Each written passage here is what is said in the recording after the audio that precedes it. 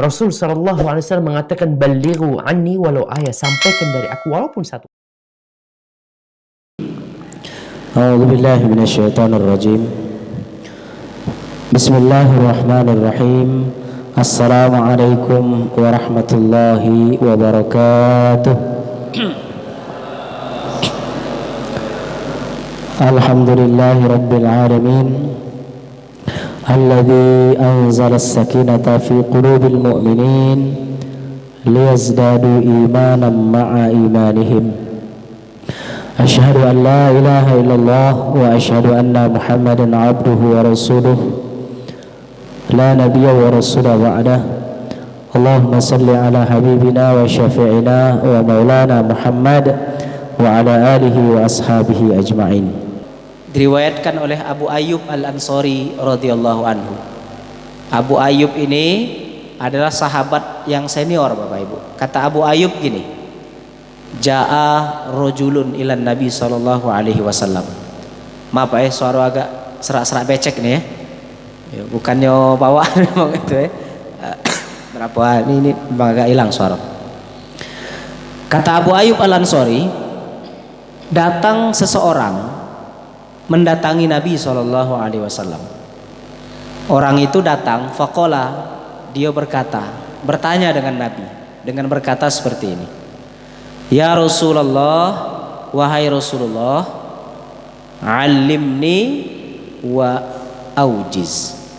Ya Rasulullah, tolong ajarkan aku, berikan aku informasi, tunjuk tahu aku ya Rasulullah, sebuah informasi, sebuah ilmu yang singkat, padat, jelas, yang dapat membuat hidupku selamat di dunia dan akhirat. Apa uji Nabi, Pak? Ada 3. Faqala Nabi sallallahu alaihi wasallam, ada 3, Pak, yang dapat membuat kita selamat dunia akhirat, yang dapat memperbaiki kualitas dan kuantitas amal kita. Apa itu, Pak? Pertama, uji Nabi. Qala, berkata Rasulullah sallallahu alaihi wasallam, idza qumta fi salatika fasalli kasolatil muwaddi. Ini yang pertama, Bu, Pak. Jika kamu telah berdiri hendak mengerjakan sholat, lah tegak nih, lah tegak nak sholat, sudah wudu, lah niat, lah pasang niat dari rumah tuh nak sholat, dah lah tegak gitu sebelum takbir, Pak. Biasa kita gawe ke apa, Pak, pada saat sebelum takbir? Macam-macam kan? Ada yang main ke HP, ada yang matikan HP, ada yang berkolah-kolahan dulu, ya dah. Ada yang ya macam-macam lah, ada yang matanya sano sini, ya dah. Macam-macam. Nah, kalau dalam hadis ini Bapak Ibu, kata Rasulullah, idza qumta fi sholatika, kalau kamulah berdiri hendak mengerjakan sholat, karena sholat ini adalah rizki, Bapak Ibu, nikmat terbesar. Tidak semua orang itu bisa mengerjakannya. Hanya orang-orang yang benar-benar diberikan taufik oleh Allah Subhanahu wa taala.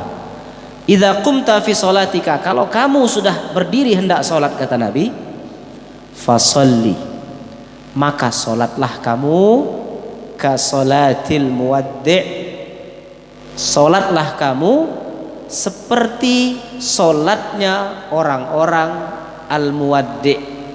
Apa salat orang yang muwaddi' itu, Pak? Kalau kita pergi haji atau umroh itu biasanya selesai kalau rangkaian ibadah umroh, sebelum balik kita ke tanah air itu ada namanya tawaf wada. Nah, muwaddi itu wada, perpisahan. Jadi sholat muwaddi itu adalah sholat orang yang seperti hendak berpisah dari dunia ini. Jadi maksud Nabi itu, Bapak Ibu, kalau kita nih benar-benar nak sholat, lah nak mulai sholat, maka sholatlah seperti sholat orang yang hendak meninggalkan dunia ini. Maksudnya, bayangkan, rasakan Bapak Ibu sekalian, kalau kita tuh nak sholat, anggap itu tuh adalah sholat kita yang terakhir. Kalau kita sholat di waktu zuhur, Jangan pikirkan sholat di waktu asar, karena boleh jadi kita tidak sempat sholat asar. Maka anggaplah sholat zuhur itu sholat kita yang terakhir. Nah kalau kita anggap itu sholat terakhir, kira-kira Bapak Ibu, kita lah tahu nih misalnya, aku nih mungkin tidak sempat lagi sholat asar. Sholat inilah yang kukerjakan terakhir kali. Kira-kira Bu, apalah yang kita gawe ke dalam sholat itu? Bebener gitu pasti kan? Sungguh-sungguh. Tidak kita bakal main-main. Kita pasti akan benar-benar mengusahakan sholat kita itu adalah sholat terbaik sepanjang hidup kita. Nah, jadi kalau kita nih nanyo, Ustaz ngapul aku sholat kalau ada khusyuk? Karena kita tidak pernah berpikir bahwa sholat kita itu sholat terakhir. Kita masih berpikir masih baca sholat lagi. Padahal tidak ada yang menjamin di antara kita ini masih baca ada sholat di waktu berikutnya. Ya, kalau kita diberikan nikmat sholat di waktu asar, tidak usah pikirkan di waktu maghrib. Anggaplah sholat asar itu adalah sholat terakhir kita. Yang boleh jadi itulah kesempatan terakhir kita untuk sujud ruku kepada Allah Subhanahu wa taala. Nah, dalam hadis ini Bapak Ibu, setidaknya Nabi itu nak ngajarkan kita dua hal. Yang pertama, peringatan untuk kita galau-galau supaya kita nih jangan pernah meremehkan sholat. Jangan meremehkan sholat, dan hendaklah kita ini bersungguh-sungguh ketika mengerjakannya. Jangan pernah kita main-main, apalagi tidak serius atau hanya sekedar menganggapnya sebagai sebuah kewajiban saja, sehingga tidak membekas di hati kita. Makanya Al-Quran pernah menyinggung Bapak Ibu, orang-orang yang akan digantikan dengan generasi berikutnya itu adalah fa khalafa min ba'dihim khalfun adha'us shalah, ya, kemudian wattaba'us syahawat. Ya, ciri orang-orang yang akan digantikan oleh Allah dengan orang yang lain, dengan generasi yang lain itu adalah mereka itu sering adha'us shalah. Mereka sering menyia-nyiakan dan meremehkan sholat yang mereka kerjakan. Ya, dan mereka suka mengikuti syahwat. Jadi kalau ada orang tidak pacak mengendalikan syahwatnya, ini pasti bermasalah sholatnya Pak. Pasti bermasalah. Orang kalau dia tidak pernah sholat, pasti syahwatnya juga bermasalah. Karena sholat dan syahwat ini dua hal yang saling berkaitan. Orang yang sering, boleh jadi dia sholat, tapi dia sering mengabaikan kualitas sholatnya. Entah dia sering lambat mendatangi sholat, tidak bersegera, tidak bersungguh-sungguh mengerjakan sholat. Ini pasti berhubungan dengan syahwat, baik syahwat terhadap harta atau syahwat terhadap kekuasaan, terlebih lagi syahwat terhadap perempuan atau wanita. Ini berhubungan Bapak Ibu, ya. Makanya sholat ini penting sekali. Bahkan orang-orang yang tidak memperhatikan sholat itu, Al-Quran menyebutnya sebagai orang-orang yang celaka. Fawailul lil musallin. Celakalah orang-orang yang sholat. Dan orang yang sholat itu yang celaka itu yang tadi, mereka yang abai, yang lalai, yang tidak bersungguh-sungguh ketika mengerjakan sholat. Nah, ada juga di antara kita yang sudah sholat, tapi kita lupa Bapak Ibu mengusahakan kualitas sholatnya itu. Ya, ini tidak akan bisa kita rasakan seperti sholat orang yang hendak berpisah Bapak Ibu. Makanya pernah ada seseorang, Nabi sedang duduk nih Pak di masjid cak inilah, ngobrol dengan sahabat. Tiba-tiba ada orang masuk ke dalam masjid, wudhu dia, sholat dia, sholat. Cepet nih sholatnya itu Pak, cepet sholatnya. Kemudian dia salam, kemudian mendatangi Nabi, mengucap salam kepada Nabi. Fasallama, sebelum orang itu duduk Pak, apa uji Nabi? Fasalli, fa innaka lam tusalli. Sholat lagi, karena kau tadi belum sholat. Padahal dia lah sholat Pak, tapi disuruh Nabi ulangi. Kau tadi belum sholat. Bingung dia Pak. Sholat lagi dia Pak akhirnya. Sholat, tapi sama baik cara sholatnya dengan yang pertama tadi. salam, sudah selesai, ketemu lagi. Sebelum dia duduk, uji Nabi kaget duduk. Irji fa innaka lam tusalli. Ulangi lagi. Kau tadi belum sholat. Ulang. Wah, bingung dia. Wah, Nabi ini apa? Padahal aku lah sholat kan. Sholat lagi dia, Pak. Yang ketiga, selesai, nak nyalami Nabi lagi, kaget. Irji fa innaka lam tusalli. Balik lagi. Kau tadi belum sholat. Ya Rasulullah, lah 3 kali aku nih ngulang sholat, uji dia. Kata engkau belum sholat. Kalau orang lain mungkin Pak dia mengenyok mano mato, beda. Tapi itu Rasulullah tidak berani kan? Lah 3 kali lah aku ulangi sholat ini nak. Apa uji Nabi? Idza shallaita, kalau kau sholat, ya dak, kabbir, bertakbirlah. Takbir, faqra ma tayassara minal Qur'an, kemudian baca Al-Qur'an. Maksudnya Al-Fatihah, ayat-ayat yang lain. Kemudian summarka, ruku, wat ma'ni. Kemudian tumakninahlah ruku itu. Tumakninah itu maksudnya tenang dulu. Jangan cepet-cepet bangkit. Larang tadi tidak, Pak, cepet dia. Oh, cak ayam matuk beras, taktuk. Habis ruku, i'tidal kata Nabi.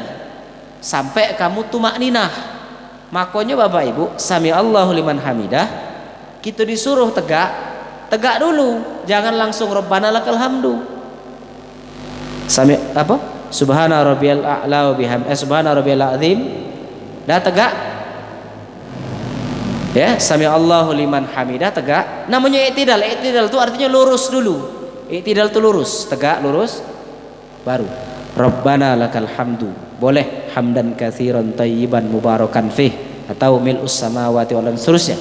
Sudah, tumakninah dulu. Tumakninah itu maknanya bukan kita tuh udah ingat apa-apa, bukan. Aku udah ingat lagi saat pas sholat dunia nih, walai itu suara petir aku dengar tadi saat tak baca aja itu susah. Maksud tumakninah itu gerakannya itu pelan. Jadi aku bingung, Pak. Sholat tarawih 23 rakaat 5 menit itu cak mano kira-kira? Ya? Itu menentang sesi tumakninah itu. Oh, sholat sunnah juga Ustaz. Nah ini galak ngeremehkan sunnah. Padahal sholat sunnah itu potensi menutupi sholat wajib yang tidak berkualitas itu besar, Bapak Ibu. Dengan sholat sunnah itu. Sudah i'tidal kata Nabi, fasjud, sujud kamu. Sujud tuh tenang dulu. Tenang, sujud. Rukuk tadi Bapak Ibu, cara Nabi rukuk itu kata para sahabat. Rukuknya Nabi itu ditaruh ke ember, pucuk punggungnya pas rukuk, ember itu tidak nyampak. Saking Nabi itu benar-benar ketika rukuk. Ustaz, punggung aku keseleo lah cerita itu. Sujud tumakninah juga uji Nabi. Jangan bangkit dulu. Hayati bacaannya itu. Subhana rabbiyal a'la wa bihamdi. Subhana rabbiyal a'la wa bihamdi. Duduk. Rabbighfirli. Rabbighfirli itu Bapak Ibu, semua doa tercantum di situ. Masa gitu cepet-cepet? Rabbighfirli, ya Allah, ampuni aku. Warhamni, rahmati aku. Dan seterusnya. Ini doa luar biasa kali. Oh, jilanang tadi. Berarti itu iya Nabi. Kau tadi belum sholat. Nah, makanya ada ulama yang memahami hadis itu bahwa secara hukum sholatnya sah, tetapi secara pahala nilainya di hadapan Allah. Nah, bulan Ramadan ini momen terbaik bagi kita untuk memperbaiki kualitas sholat kita. Dengan cara yang pertama, anggap sholat kita itu yang kita gawe ke sholat apa baik adalah sholat terakhir kita Bapak Ibu. Yang boleh jadi kesempatan sholat itu tidak lagi dikasih Allah untuk sholat berikutnya. Jadi kalau hari ini kita sholat subuh, lagi siang ketemu zuhur, bersyukur kita. Pas sholat zuhur itu benar sholatnya. Anggap itu sholat perpisahan. Karena boleh jadi tidak sampai waktu asar atau bahkan tidak sampai waktu buko. Ini nasihat dari Nabi Pak untuk kita galo-galo. Idza qumta fi sholatika fasholli ka sholatil muwaddi. Kalau kamu hendak sholat, maka sholatlah kamu seperti sholatnya orang yang hendak berpisah dari dunia ini. Yang kedua, Bapak Ibu sekalian, nasihat Nabi yang kedua, idza takallam fala takallama bikalamin ta'tadhiru minhu ghadan. Kalau yang pertama tadi tentang sholat itu Pak murni hubungan kita dengan Allah, murni hubungan kita dengan Allah, kata hubungan dengan makhluk. Yang kedua nih Pak, Nabi mengingatkan hubungan kita dengan sesama manusia. Apa itu Pak? Idza takallam, kalau kamu berbicara, kalau kamu ngomong, kalau kamu berkalam. Fala takallam, janganlah kamu ngomong, janganlah kamu berucap bikalamin ta'tadhiru minhu ghadan, dengan suatu perkataan yang akan membuat kamu menyesal esok hari. Wah ini Pak, makanya uji pepatah itu pedang seperti salah apa? Mulut ini seperti pedang, Bapak Ibu. Mulut ini cak pedang, pacak nebas. Betapa banyak permusuhan, peperangan, keributan itu terjadi karena mulut, karena lisan, Bapak Ibu. Ya. Nah, dosa-dosa lisan ini ternyata Bapak Ibu adalah dosa-dosa besar. Di antaranya fitnah. Fitnah itu kan dengan mulut. Gibah. Gibah ini lebih parah daripada fitnah. Kalau fitnah ngomongi wong tidak sesuai fakta. Kalau gibah ngomongi keburukan orang sesuai fakta. Misal ada anak wong, mohon maaf misalnya, dia melakukan suatu keburukan, kita omongi, kita cerita ke Ustaz, tapi benar itu lah. Kalau benar dia gibah, kalau salah fitnah. Ya, jadi tidak boleh kita ngomongin yang boleh, asalkan ketika kita ngomongin orang itu kira-kira uang itu senang tidak kita omongi. Kalau uang itu senang dengan omongan kita ketika ini, nah itu bukan gibah namanya. Misal Pak Waluyo itu baik uangnya, kita ngomongin dia kan, kira-kira pas dia tahu kita ngomongin cewek itu senang apa tidak senang dia? Senang, nah itu bukan gibah. Tapi kalau Pak Waluyo itu pelit misalnya, misal, ini dia tidak senang pasti Pak ketika dengarnya. Pak Waluyo itu galak marah misalnya, ini tidak senang pasti Pak Waluyo dengarnya. Nah ini namanya gibah. Ya, gibah yang dibolehkan itu memang ada. Seperti kita gibah, kita ngomongin keburukan orang karena wong ini bahaya. Kalau keburukan dia ini tidak kita ingatkan dengan orang lain, pacak bermudarat dengan orang lain. Nah itu tidak apa-apa, itu biasa. Atau ngomongi wong ketika orang itu sedang disidang di pengadilan, boleh. Inilah yang dilakukan oleh para ulama kita dulu ketika meneliti hadis misalnya. Si fulan pendusta, nah, itu kan ngomongin dia Pak, pendusta. Tapi dalam rangka ngingati jangan ambil ilmu dari pendusta itu. Misal ada aliran sesat di daerah kita ini, kita omongi itu jangan kamu dekati, ini sesat, ini buruk. Dan benar dia itu aliran sesat, ngaku nabi, tidak usah sholat, tidak usah zakat, tidak usah puasa, tidak apa-apa kita omongi, ngapo ngingatin orang. Tapi jangan sampai kita ngomongi harga diri dia. Jangan, dia tuh korupsi misalnya. Tapi misalnya dia ini kita tahu kepribadian dia tidak amanah terhadap harta, duit, dia terpilih, kita ingatkan jangan pilih dia, aku tahu pengalaman, tidak apa-apa. Karena mencegah dia memudaratkan orang lain, dan kita juga nolong dia supaya dia tidak zalim terhadap diri dia sendiri. Nah, ini dosa gibah Pak. Dosa gibah itu seperti memakan bangkai saudaranya sendiri. Jadi uang lah mati, kita tetak dagingnya, kita masak. Nah itulah dosa gibah. Makan wong hidup tidak boleh, apalagi wong mati Pak. Jangankan wong, hewan yang sudah jadi bangkai tidak boleh. Nah dosa gibah itu lebih besar atau bahkan sama dengan dosa orang yang memakan bangkai saudaranya sendiri. Ini dosa lisan Bapak Ibu yang kadang kita tidak sadar. Atau namimah, adu domba. Ya. Makanya Bapak Ibu sekalian, saking pentingnya kita ini memperhatikan mulut kita, lisan kita, ucapan kita ini. Rasulullah itu pernah mengatakan seperti ini. Idza asbaha ibnu Adam. Kalau anak Adam bangun dari tidurnya di pagi hari. Nah inilah.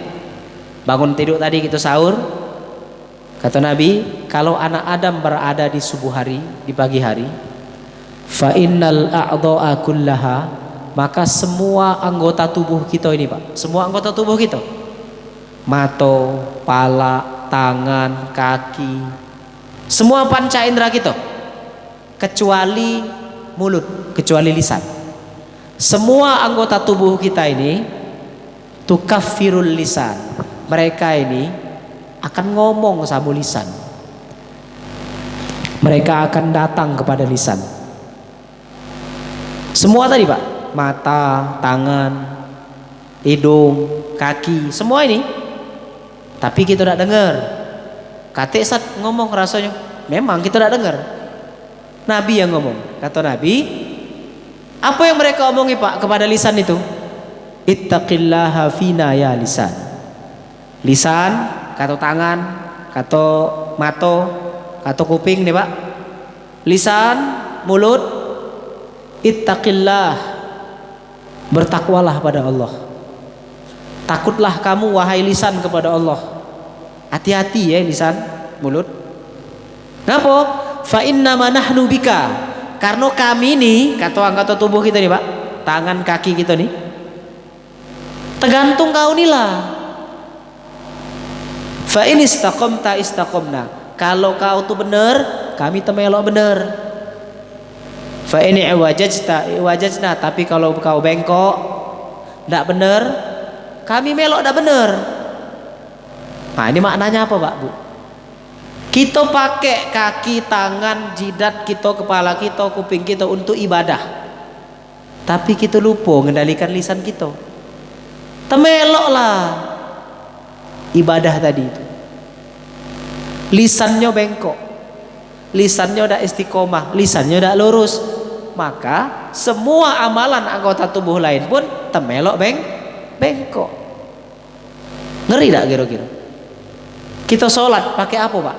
Tidak pakai lisan kan? Pakai tak? Pakai.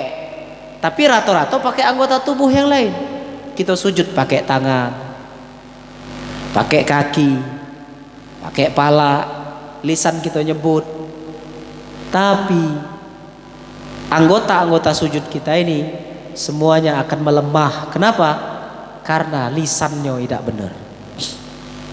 Ya, nah ini harus kita perhatikan betul-betul. Makanya kata Nabi, jangan sekali-sekali ngomong dengan suatu omongan yang membuat kau menyesal di kemudian hari. Maksudnya di hari kiamat nanti. Karena di antara dosa yang paling banyak memasukkan dan menggiring manusia ke neraka itu Bapak Ibu, itu bukan dosa sholat, bukan dosa puasa. Kalau itu sudah ceto. Tapi ternyata kalau dikumpulkan rata-rata Pak, orang yang masuk neraka itu ada yang tidak sholat, ada yang tidak zakat. Tapi pas di rata-rata ke Pak, semua penghuni neraka itu rata-rata penyebab mereka berbuat dosa dan memasukkan mereka ke neraka itu adalah karena dua dosa. Yang pertama dosa karena al-fam, dosa karena lisan. Yang kedua dosa karena kemaluan. Itu Nabi Pak pernah ditanya. Kata Abu Hurairah, Nabi pernah ditanya, an aktsari ma yudkhilun nasan nar. Nabi pernah ditanya, ya Rasulullah, dosa apa yang paling banyak memasukkan manusia ke neraka? Nabi tegas mengatakan dua. Yang pertama al-fammu, lisan. Yang kedua al-faruju, kemaluan. Kalau kita tidak selamat, setiap hari ngomong, ya. Makanya ada pepatah Arab mengatakan, salamatul insan, keselamatan manusia itu bihifdzil lisan, tergantung dari seberapa pintar dia menjaga lisannya. Makanya orang beriman itu kata Nabi, ya, man kana yu'minu billahi wal yawmil akhir falyaqul khairan aw liyasmut. Orang beriman itu adalah dia hanya berkata-kata yang baik. Kalau tidak, dia diam baik. Nah, masalahnya kita ini galak, tidak tahan diam. Nak ngomong tuh lah. Ya, tidak apa-apa ngomong, asalkan ada manfaat, faedah, kebenaran di dalamnya. Ada hujah. Bapak Ibu rahimakumullah, ini nasihat Nabi yang kedua. Jadi di bulan Ramadan ini momen terbaik bagi kita untuk melatih mengendalikan mulut dan lisan kita. Dan ternyata Bapak Ibu sekalian, di antara faktor penyebab amalan-amalan puasa kita ini tidak diterima Allah, salah satu dosa karena lisan. Wa kam min shaimin laisa lahu min siyamihi illal ju'i wal atash. Betapa banyak kamu berpuasa kata Nabi, tapi tidak dapat apa-apa dari puasanya, kecuali yang dia dapat hanya lapar, haus dan dahaga saja. Hakikatnya Bapak Ibu, puasa itu bukan cuma tidak makan, tidak minum, tapi kita menjaga dari rofas, aniaya, dari mulut, dari tindakan, ucapan. Ya, kita puasa nih jangan sampai pahala batal, puasa batal. Ada pembatal puasa 10, makan, minum, jima dan sebagainya. Tapi ada juga pembatal pahala puasa. Yang tadi diantaranya gibah, fitnah, namimah. Nah, ini introspeksi untuk kita semua. Bapak Ibu rahimakumullah, yang terakhir kita cukupkan jam 6. Yang terakhir kata Nabi, kalau yang pertama tadi sholat itu tentang hubungan kita dengan Allah. Yang kedua menjaga lisan, itu hubungan kita dengan sesama manusia.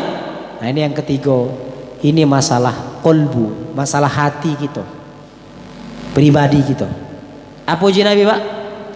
Wajmi'il ya'sa fima aidian nas. Apa itu Pak?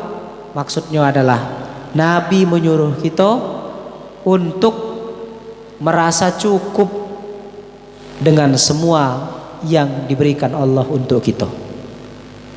Ini hati Pak, hati yang merasa cukup.